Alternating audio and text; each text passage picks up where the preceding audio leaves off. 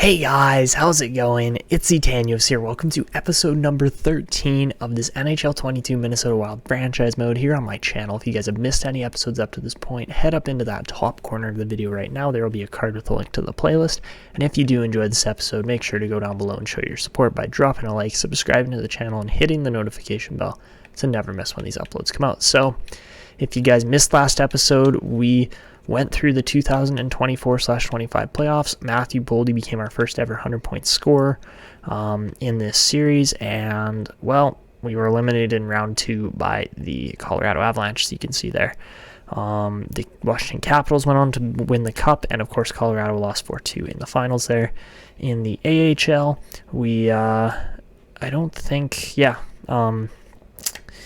the Iowa Wild did not actually make the playoffs. They weren't too good last season, but the San Jose Barracuda went on to win that competition. So today we get into the upcoming draft. We've got a pretty solid looking draft here by the looks of it, and I'm not actually super looking to trade up in this draft. I'm looking to maybe get some like late firsts, early seconds, because there are some decent looking players in here that we could try to get our hands on. I like these two right-handed defensemen in Hunt and Fistrick.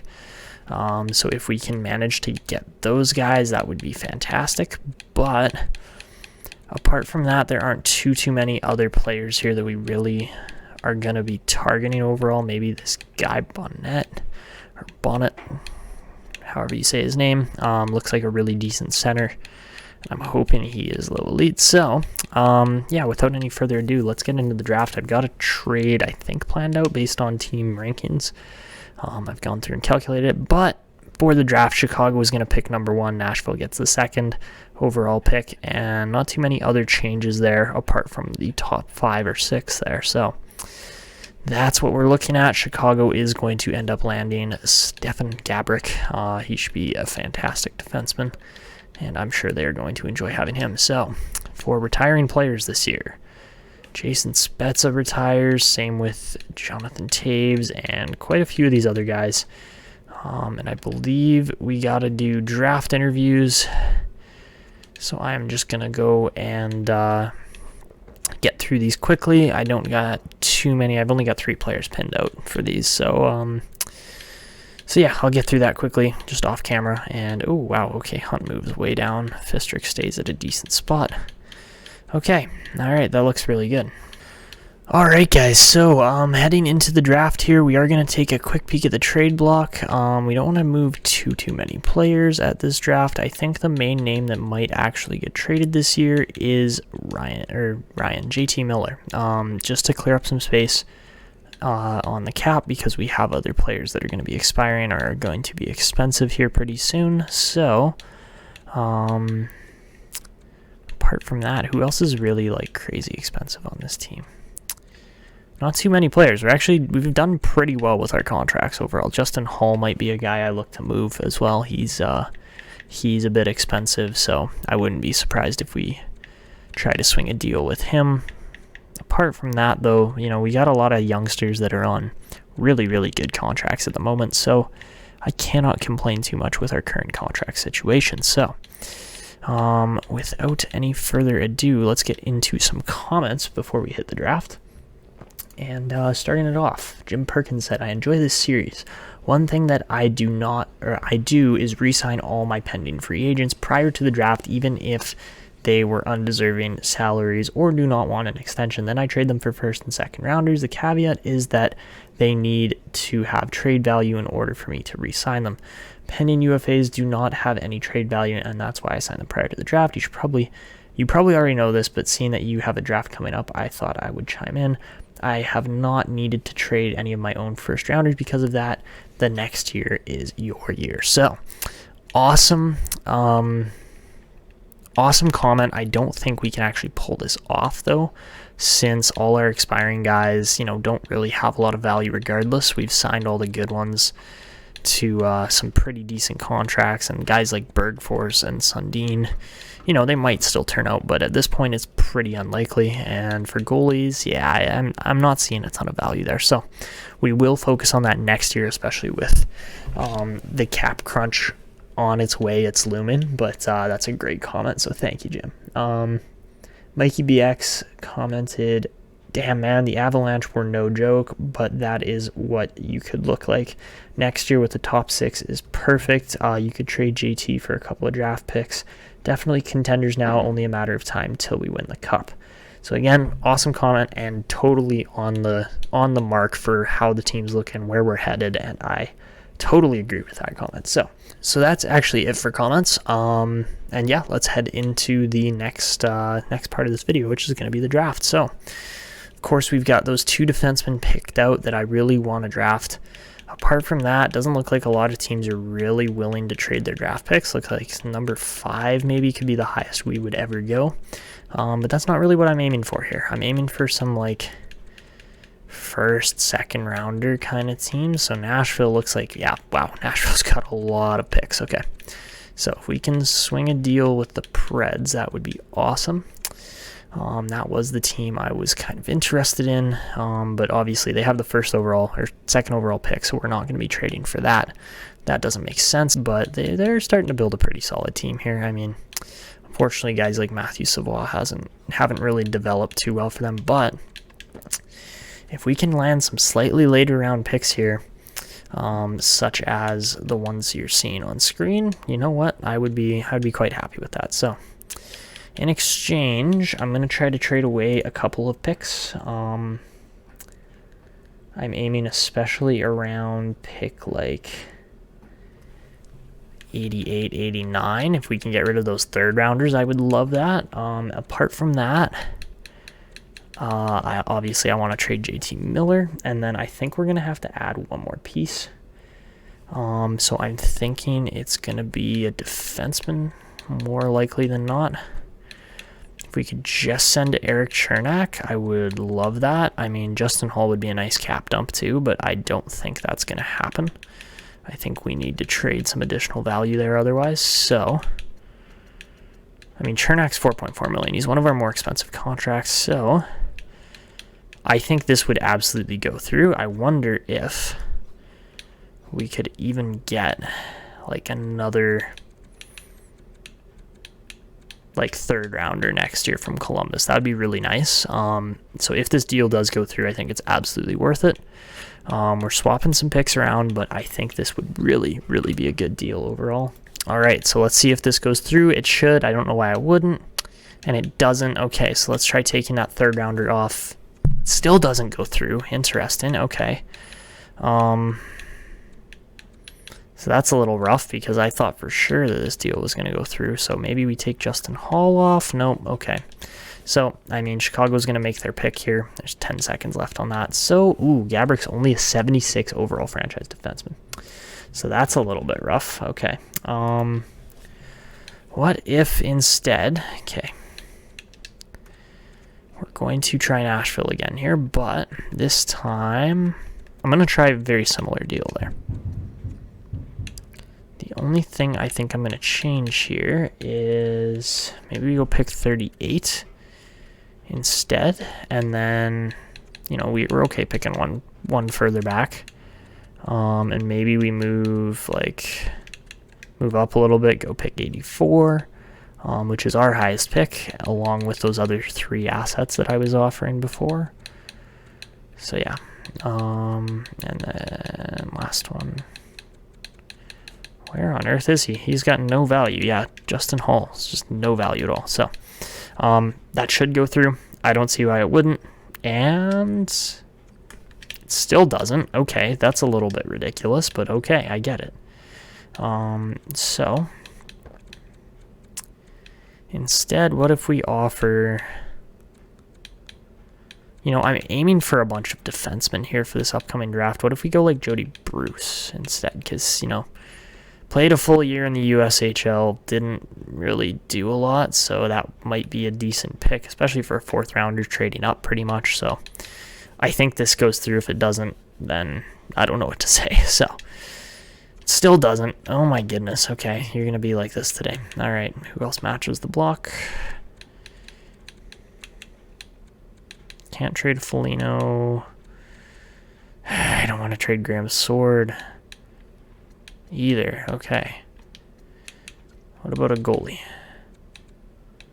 Wallstead, Lawrence, or Kakinen. None of those guys are available. I'm not trading them. So let's go a future third as well in 2029. Come on, Minnesota. Or Nashville. There we go. Okay. Gets it done for that extra third. It was annoying. But, you know, it is what it is. We got the deal done, and that's all that matters. All right, so Nashville makes that deal with us. I think we actually got a pretty good deal there because we simulate over to pick number 24 now, and we can absolutely line up the guys that we want to pick now. So some really decent players got drafted throughout here. Yeah, like Girard at 10 is huge. Le Cavalier, ooh, even Canone falls pretty significantly to the... Yeah, that's a nice draft. Absolutely, 83s through the top couple picks. You gotta like that. So first off, we are going to go with Fistrick. I'm not picking Komatov when there's an NHL ready defenseman on the board. So Frederick Fistrick is going to be our pick. He's 78 rated overall defenseman. Some nice X-Factor abilities on there, and a left-handed right-side defenseman. So a bit of an interesting player there, but I like that pick. All right, over to pick 33.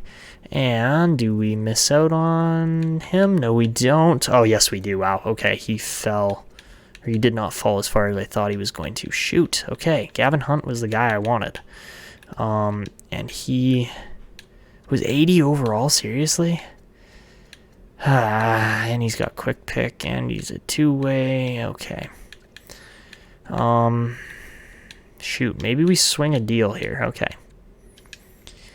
Let me see if I can swap with Toronto, because I was going to draft him regardless. I was going to try to draft Gavin Hunt, and he is actually a very highly touted, highly valued defenseman. So the question is, can we in turn swap? I don't know if I want to give up Fistrick, but could we in turn swap like Graham Sword, or even like a guy like Leighton or somebody like that, and this 33rd overall pick, because that's who I was going to pick regardless. So Sword's too much, but if we go with a prospect like Leighton, that might be better. Or maybe we go with like a Kalen Addison maybe, because, you know, yeah, he's on the long deal, but like kind of hasn't been all that great, and out of personal opinion, I think Hunt would be better. So I think that's going to go through. I don't see why it wouldn't. Maybe we can snag an extra pick off of Toronto in exchange for this. Simply because I would love to get a later pick in a year or two in this deal. But they're not going to trade their second. They might trade their third. So let's see if that goes through. I don't think it will, but it might. And it does not. Okay, what about a fourth next year from Toronto? Still doesn't go through. All right, what about just Gavin Hunt? This is the guy I want. He looks really good. So, all right, does it go through? Not interested, eh? Just not interested. Okay. So the thing is that we already have Sexton and Trey Weller as defensive defensemen. So my Fistrick pick actually wasn't as great as I had wanted. So that's a backfire if we do that. But what if instead we move a guy like Damon Hunt or somebody instead? My pick is about to expire. Let's not do that. I mean, who else is available here? That's the thing, is like I'm looking through here and I kind of don't like what I'm seeing too much. So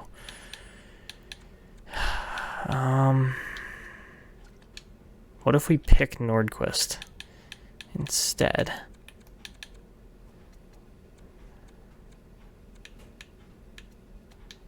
How good's Jacobson? I don't know how good he's going to be, versus I kind of can guess the value that Nordquist is going to hold. So I want to see if I can do like, well, I want to see what Toronto wants first, if they actually want to trade some rookie skaters here or not, specifically Hunt. So That was not a fine trade. Never mind. Come on, Toronto. You just made this such a pain in the ass process.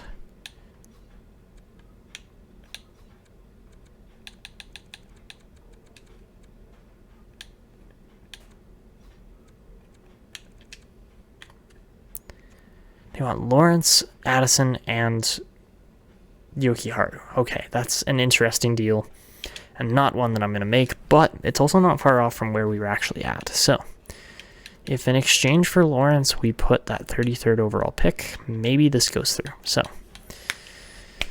we have to throw Yoki-Haru on there, which I don't particularly like, because Yoki-Haru has actually been a pretty decent player for us, but at the same time, Hunt's just going to be a better player. And, well, they're getting they could potentially get 3 defensemen in exchange for Hunt, but I think Hunt's also a really good player, so let's do it. Let's take this deal. It should go through. I don't see why it wouldn't. And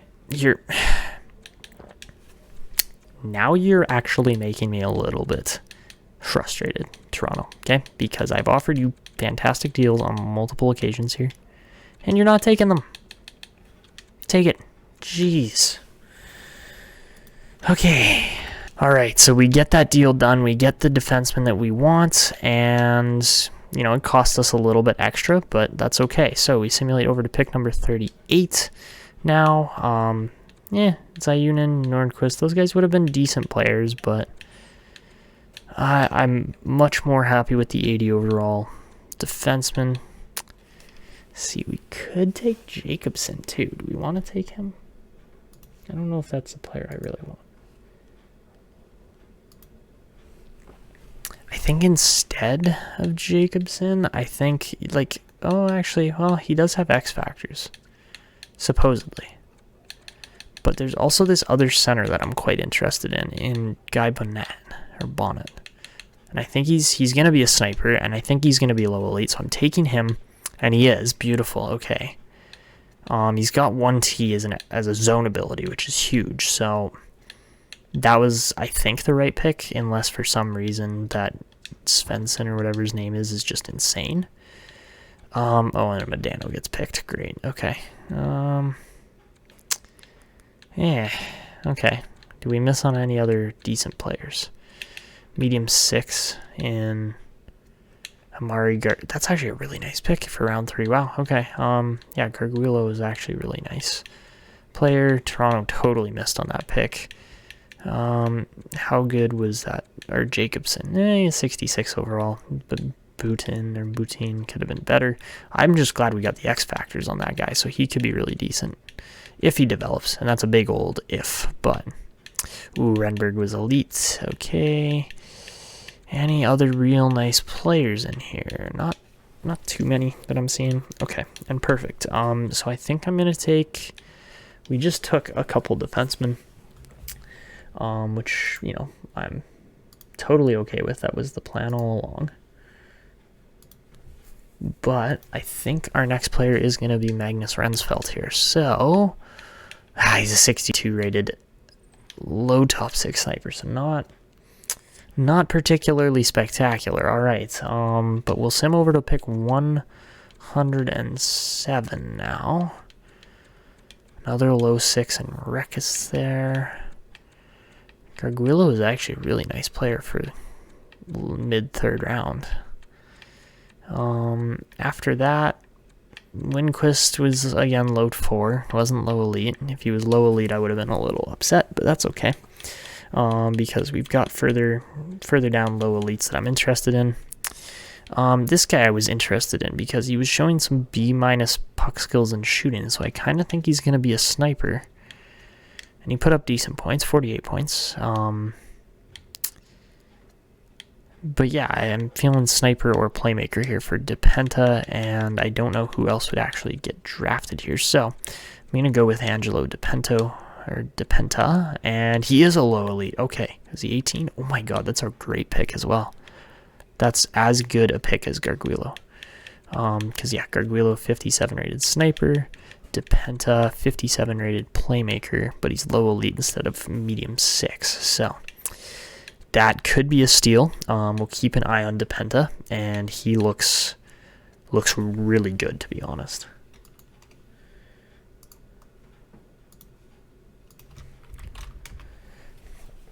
All right, sending over to pick number 123. The Jets try to make a trade, but we're going to reject it. Kulikov is 66 overall. Nice player there. Lemieux is also an elite goalie. All right. So, next up, here's what I've got left for pinned players. I've got a couple guaranteed elites, low and medium, but we're going to take Timo Lajunen, medium elite hybrid Finnish goalie, and he's 50 overall. Okay. So really decent player there. That's kind of what I was expecting from that pick. So next up, who are we taking? I'm going to go, again, going to go back to this marker. I think my next pick is going to be Crane. Yeah, we're going to go with Connor Crane. Hacken's a bit of a shot in the dark, so I'm going to take Connor Crane because he's guaranteed. He's 49 overall. Kind of reminds me of Jody Bruce, who we just drafted, but, we'll take it. Pretty decent 5th rounder. You're not going to get much better than that. 6'2", 2-way defenseman. Like, you just can't complain about those kinds of picks. So, we're over at pick 155, and now I'm going to go with Tommy Hacken, 2-way forward, hopefully will be low elite, and he is. Beautiful. Okay, so that's a really solid 5th rounder. Again, we land 2 great 5th round picks at pick 187 now, and I'm gonna go with that other guy we had pinned, Leon Koch, German sniper supposedly, and he's also a low elite. He's 19 though. So that 58 overall rating is kind of expected. All right, and then over to pick number 219, and this will wrap up the draft. Ooh, Cade Rowe, pretty nice center there. And ooh, low elite Macias, he's a grinder. Gore is also a good defenseman. Man, there was some really good later round picks. Ekman Larson was good. Oh my goodness. Talk about a strong draft here. You cannot complain if you're the Minnesota Wild. That is such a good draft. So, final pick is going to be Timofey Semin. No idea how good he's going to be, and he is a medium bottom 6. Okay, I was waiting for one of those. I was expecting 2 or 3 of them, but no. Timofey Semin does turn out to be the one kind of player that doesn't turn out of this draft. But when you look back at all of our picks we just made, there was like no misses throughout there, apart from maybe like Magnus Rensfeldt. But apart from that, like, that was a good draft. So we'll sim the rest of it. Low 4 goes there right at the end, but wow, what a draft that was. Fistrick's good. Bonnet's good. We get Gavin Hunt as well. We make a trade for him.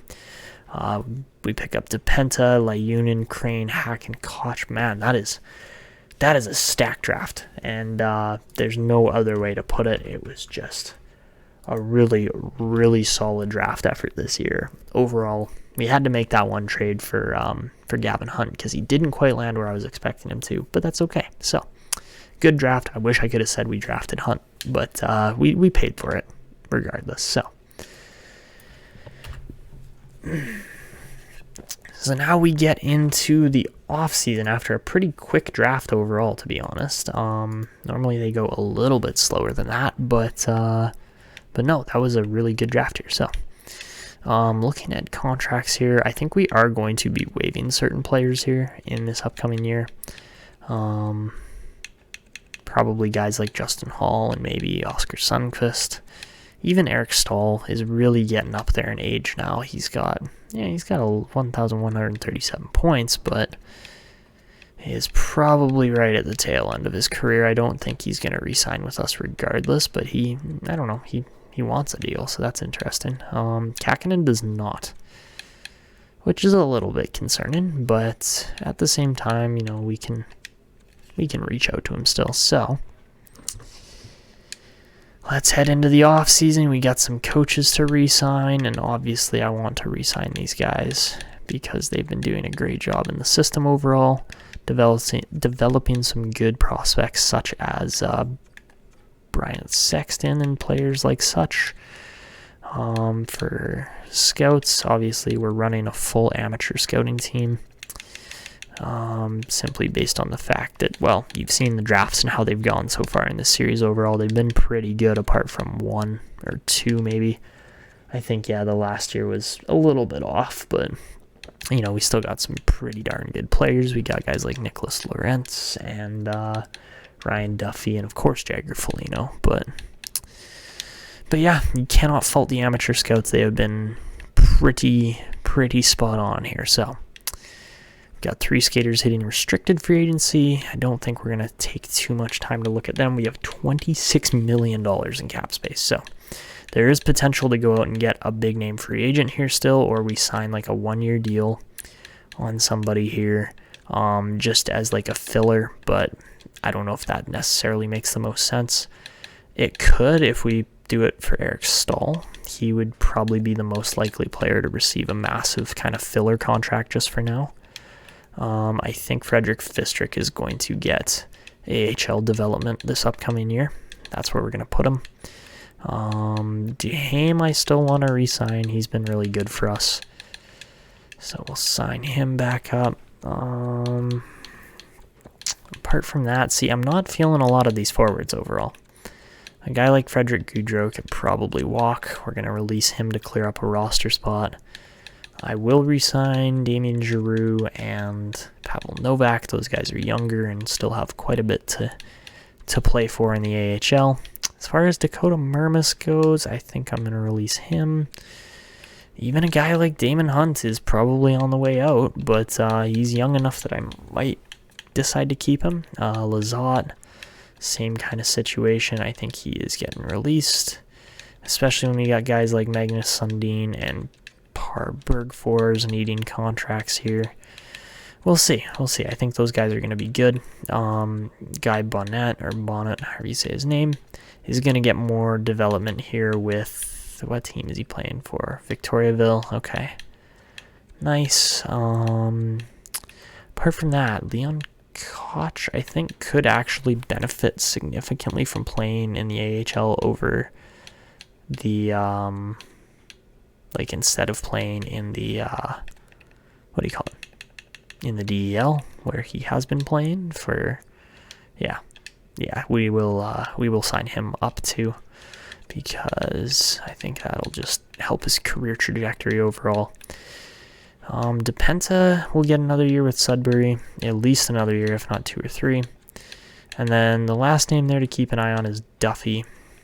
Again, just didn't get a lot of time to really prove himself, so we'll give him 1 more year. Keep an eye on him, but he very well might become a trade piece quicker than he realizes. So, do we sign Huselius? I think we sign Huselius as a 3rd string. And then Wallsted's going to get the backup position this year. Kakinen looks like a walk-off, so okay, we can do that. I will sign Huselius. But yeah, overall, our top 4 looks really good. You add Hunt and Fistrick to this situation, it looks really good. I think we could bring Justin Hall back for like a 1-year, $3.5 million deal kind of thing.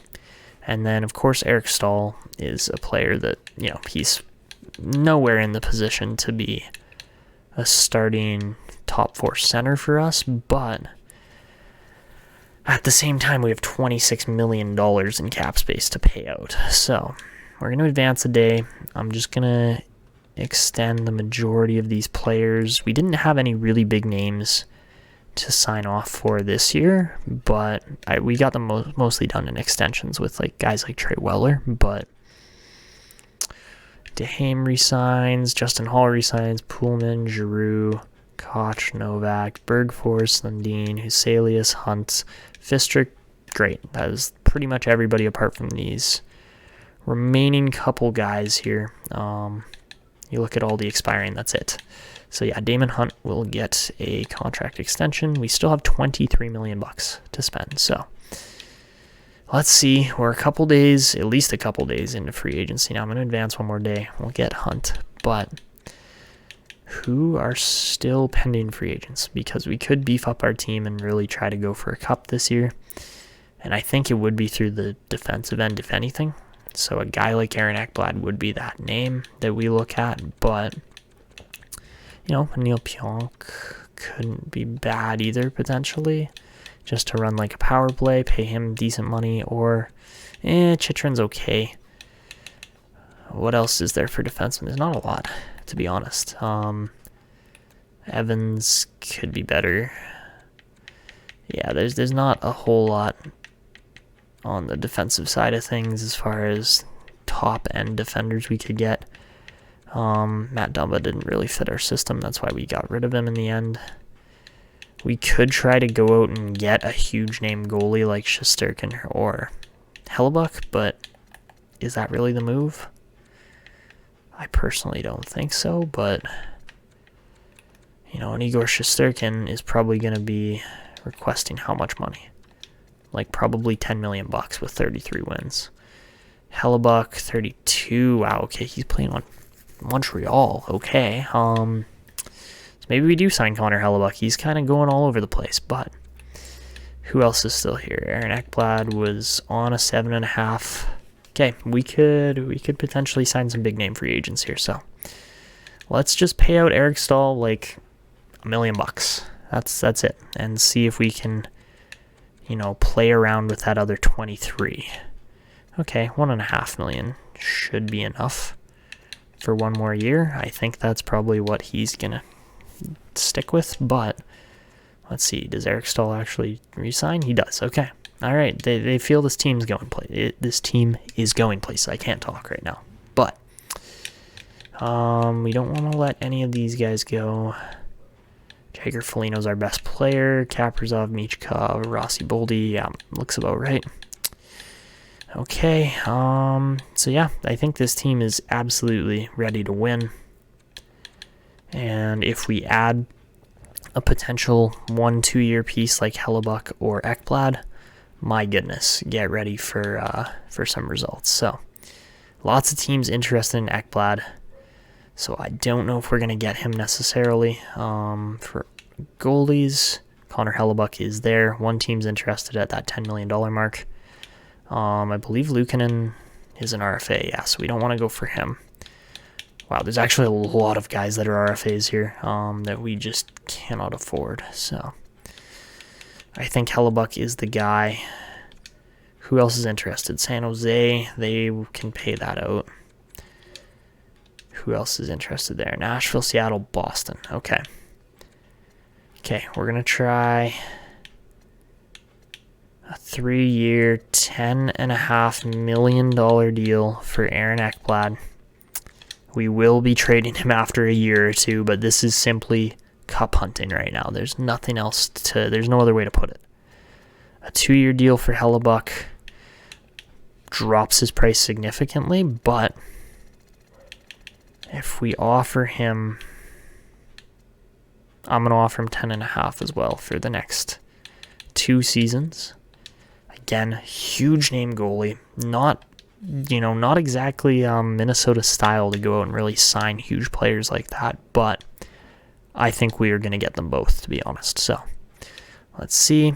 Advance 3-4 days into free agency now, and we get Connor Hellebuck. And we get Aaron Ekblad. Okay. Those are 2 huge names. This team becomes simply the best in the league. There's no other way to put it. Like, you look at the roles we just filled here.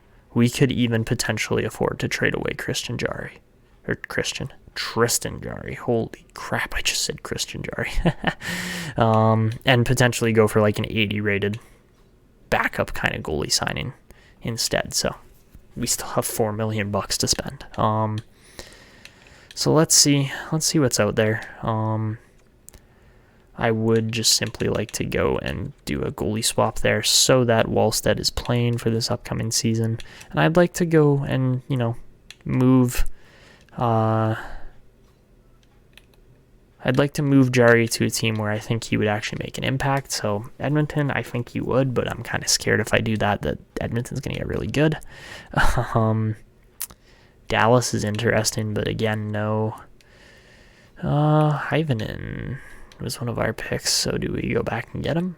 We could. I don't think that's the right move, but how about... Okay, Colorado would be really good if they didn't just beat us, too. I kind of want to load up Nashville, though. Like, Nashville's kind of the team I'm feeling like could use a little extra boost here and there. But I also want, like, a 79, 80 rated goalie back in exchange, right? So, the Islanders could definitely use it if we go Tristan Lennox. Yeah, let's do that.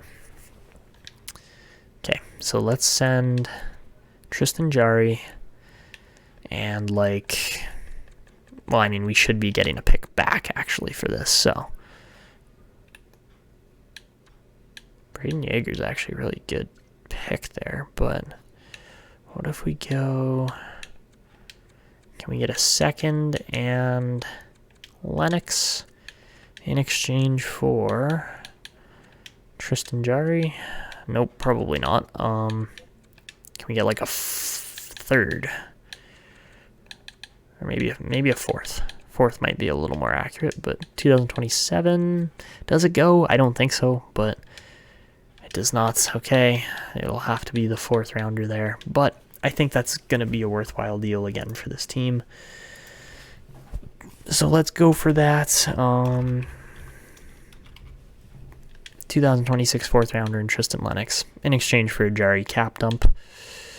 Yes, sir. All right.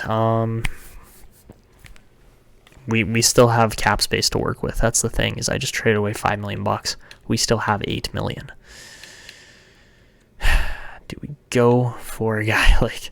I don't see the point in it, but we could very easily just load up this team as like guys that haven't won a cup, that want to win a cup, and want to jump on this Minnesota bandwagon. That's kind of what we're going for at this point. And, you know, as disgusting as that probably looks for anybody who's not a Minnesota fan, for all those Minnesota players and everybody else that wants to win a cup, I think they're all for the idea. So, let me just look through the progress reports and the contracts and see what this team is actually going to really need still, because I don't think there's actually a whole lot. So yeah, overall, looking at this team, the top four centers are all perfect. They're really good. We've got players even up to Krajicek on the wing, especially on the left. We could probably use a right winger. That might be an extra right winger probably wouldn't hurt here or there. Because, yeah, when we look down in the system, you know, Neighbors could come up. But, yeah, right winger's probably the move. Because, yeah, there's not a lot of players, if anybody, in the system. And then defenseman. If Hull's our seventh defenseman and we play Gavin Hunt up this year, I think we stand a really good chance. And the 91-81 goalie tandem there looks really good. So I think just an additional right winger. If that's Nick Ehlers for 1 year, then it's Nick Ehlers for 1 year. I think that's the move. 49 points in 74 games. You know, he had a down year, so he's going to be cheaper than he should be. But at the same time, you add an extra playmaker to this already stacked lineup, and the power play is going to be stacked. The rest of the team is going to just look even better. Yeah, and there's really just no other way to put it. This team is probably going to be the favorites for a cup, so let's go for it. A 1 year deal, we can offer him $8.25 million. I would assume he takes it. We're pushing the cap right to the limit, but it's a 1 year deal, right? And Nick Ehlers, I'm not expecting to get anything back from him either. Because, yeah, we're just trying to stack this team. So, there you go. Nick Ehlers, another Winnipeg questionable, controversial rivalry sign-in. Signs with the Minnesota Wild. The Wild are a bandwagon. It's bandwagon season. That's literally the only way you can describe this. This is a bandwagon offseason. So let's sim to the next season. This team is stacked. All right, guys, so this might actually be the strongest Minnesota Wild team we've ever put together. It's actually insane. Like, there's no other way to put it. This team is just simply stacked. Simply. I didn't know that was a word. But, no, just you look at the lineup up and down, and it's scary. Like, yeah, sure, we could try to fix the bottom six chemistry-wise, but it's really not worth trying to trade extra players for and things like that. It doesn't make sense. So the chemistry looks strong, the defense looks good, if not even better, than the forwards because of the chemistry, and I really like how the team's shaped up. And then there's the goaltending, and Jesper Wallstedt has gotten even better, which thank God. I mean, we're paying him for that, but I'm going to quickly pull up Jake Neighbors, I think, as the last player in on this team. And then that's pretty much finalized roster. We're going to be ready to do a full season sim next episode. Because, yeah, this team is loaded. Like, Locked and Loaded was an episode title a little while ago. And this team is legitimately locked and loaded now. You look at the group that we have here, and it's just like, oh my goodness me.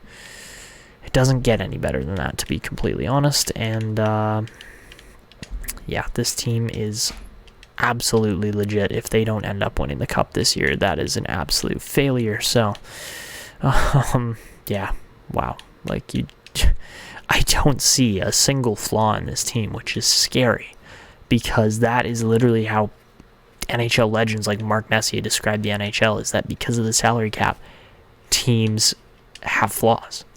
And this team has no flaws. So, wow, that is the group we're running with. I'm going to pull up Neighbors quickly, and then we will of course get to one more thing, which I'm going to do. Oh, well, look at this. This looks like Chris Pronger-esque player, Riley Pronger. But, no, we'll pull Jake Neighbors up. I'll introduce you guys to... That's captains and jerseys. I'll introduce you guys to Gavin Hunt as our new player, and then we will wrap the episode up from there. So, just got to... I mean, hey, Par Ericsson's right there, too, for borderline making the NHL. So, Jake Neighbors, welcome to the top end of the Minnesota Wild. And let's go check out this new guy here. He's going to wear number 90 by the looks of it. And yes, we traded for him, so he's not actually Minnesota drafted, but yeah, Gavin Hunt is hopefully going to help lead us to a cup. I like his jerseys and jersey number and equipment and everything. He's got quick pick, which is hopefully going to be a huge boost to this chemistry and the abilities on this team already. So yeah, and where was he selected? He was 29th overall pick. So yeah, he's gonna be making an impact. Same with a guy like Krajicek, who just joined the team.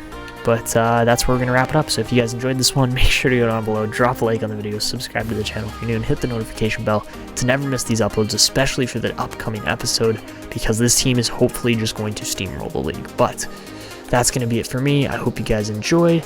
This is Etanio signing out, and until next time.